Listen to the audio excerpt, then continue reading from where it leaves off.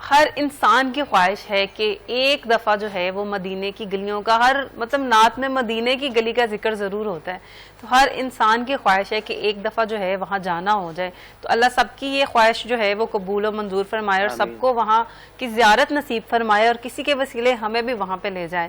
تو چلتے ہیں علامہ صاحب کی طرف. علامہ صاحب یہ بتائیے گا کہ درود پاک کی جو فضیلت ہے وہ جمعے کے دن زیادہ افضل ہے پڑھنا یا باقی دنوں میں بھی جو ہے اس کا اجر و ثواب وہی ہے؟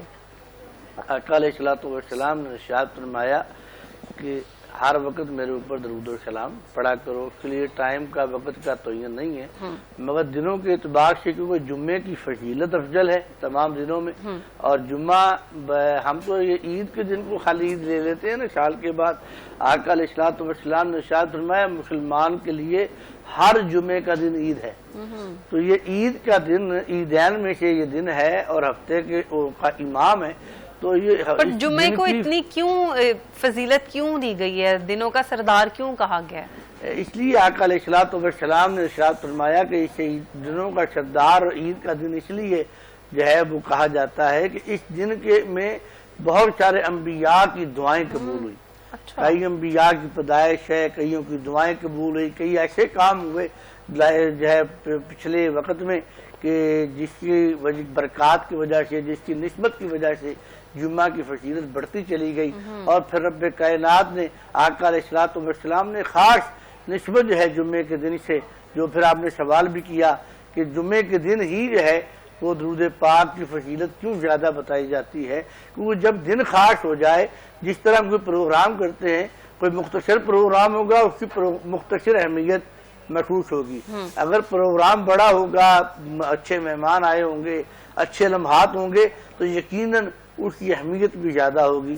تو جمعے کا دن اہمیت والا ہے اور بڑا دن ہے، عیدین میں سے ہے. اور پھر اس نسبت کے حوالے سے ہم جو ہے وہ درود و سلام پڑھیں گے تو پھر یقیناً آقا علیہ الصلوۃ والسلام کی بارگاہ میں ہمارا درود و سلام پہنچتا ہے، آپ سنتے ہیں. اور یقین جانیے جمعے کے دن کی نسبت کی برکت کی وجہ سے قبولیت میں اور اضافہ ہوتا ہے. اور پھر انسان رب تعالیٰ کی بارگاہ میں اپنے آقا کی نسبت سے جب دعا کرتا ہے تو پھر دعا کی قبولیت میں بھی شک نہیں رہ جاتا.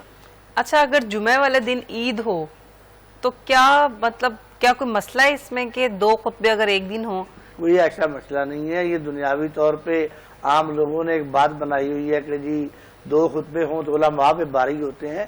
علماء تو ایک دن میں 4 6 خطابات پروگرام کرتے ہیں، ان کے لیے ایسا کوئی مسئلہ نہیں ہے. جیسے ہم رمضان کے مہینے میں ایک دن میں شہری کے وقت، افطاری کے وقت 2 پروگراموں میں چینلوں میں جا کے بیٹھتے رہے ہیں، تو ہمارے لیے کوئی مسئلہ نہیں. یہ ہم نے ایسے فی البدیہہ کہہ لیں یا چلتی پھرتی گفتگو میں ہم نے بات بنائی ہوئی ہے، ایسا کچھ نہیں ہے. بلکہ جب ابھی اللہ کرے رب تعالیٰ حج کا موقع آ رہا ہے تو اگر جمعے کے دن جو ہے وہ حج آ جاتا ہے تو حج اکبر ہو جائے گا، اس کی فضیلت بڑھ جائے گی. یعنی کہ حج تو پہلے ہی بڑا ہے، مگر جمعے کا دن ہوگا تو فضیلتیں اور جمع ہو جائیں گی.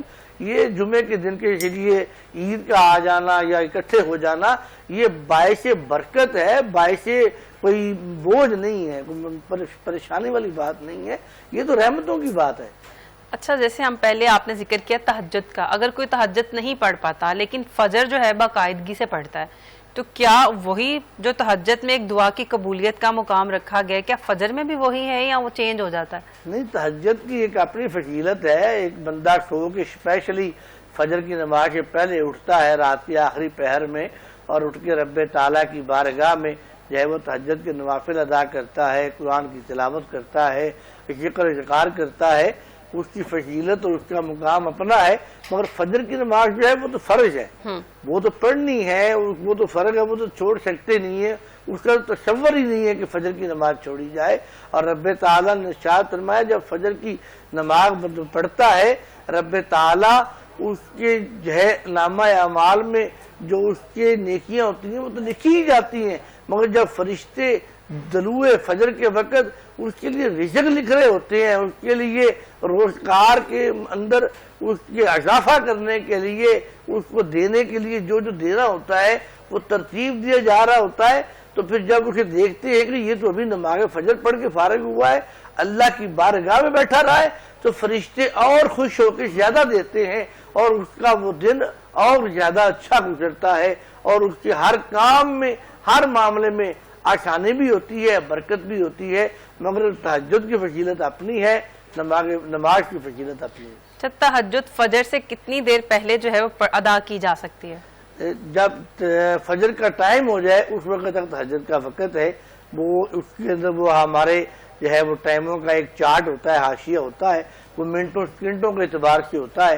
جب فجر کا ٹائم سٹارٹ ہو جاتا ہے تہجد کا ٹائم ختم ہو جاتا ہے۔ ان کے 10 منٹ پہلے 15 منٹ جی، پہلے آپ پڑھ 10 منٹ سکتے ہیں۔ پہلے بھی وقت شروع ہونے کے پہلے آپ پڑھیں تو وہ تہجد ہے، اور تہجد کے لیے سونا لازم ہے، یعنی کہ بندہ عشاء کے بعد جو ہے وہ سوئے، آرام کرے، تھوڑی چاہے 5 منٹ کی نیند لے تو سو کے جب دوبارہ اٹھے گا، اگر وہ رب کی بارگاہ میں پیش ہونا چاہتا ہے، نوافل ادا کرتا ہے تو وہ تہجد کی صورت میں جو ہے وہ اللہ کی بارگاہ میں نوافل ادا کر کے رب کی بارگاہ سے اپنے لیے مانگتا ہے۔ اچھا، جیسے فجر کا آپ نے ذکر کیا کہ فجر اگر کوئی پڑھ رہا ہوتا ہے تو اس کا رزق میں اضافہ کر دیا جاتا ہے، تو اگر فجر پڑھ کے سو جایا جائے تب بھی جو ہے یہ اضافہ برقرار رہتا ہے یا پھر جو ہے وہ اتنا ہی ملتا ہے جتنا لکھا گیا ہے؟ آقا علیہ الصلوۃ والسلام نے ارشاد فرمایا فجر کی نماز پڑھ کے آپ اتنی دیر انتظار کرو جتنی دیر تک سورج طلوع ہو رہا ہے، تاکہ جو رزق دینے والے لکھنے والے فرشتے ہیں وہ تمہیں دیکھ کے جب لکھ رہے ہیں تو وہ تمہیں دیکھ رہے ہیں۔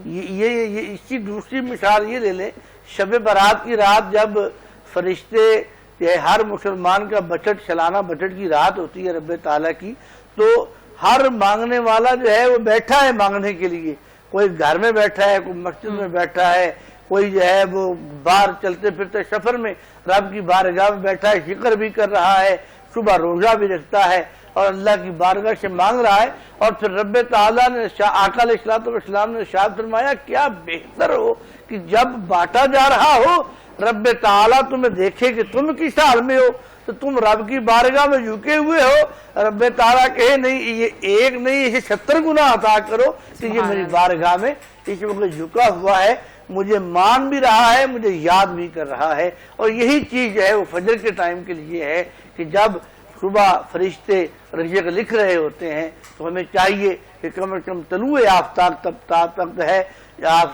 تک ہم وہاں پہ بیٹھیں اور ذکر کریں، اللہ کو یاد کریں، اور کچھ نہ کریں تو بیٹھے رہیں رب کی بارگاہ میں، یہی بہت بڑی چیز ہے۔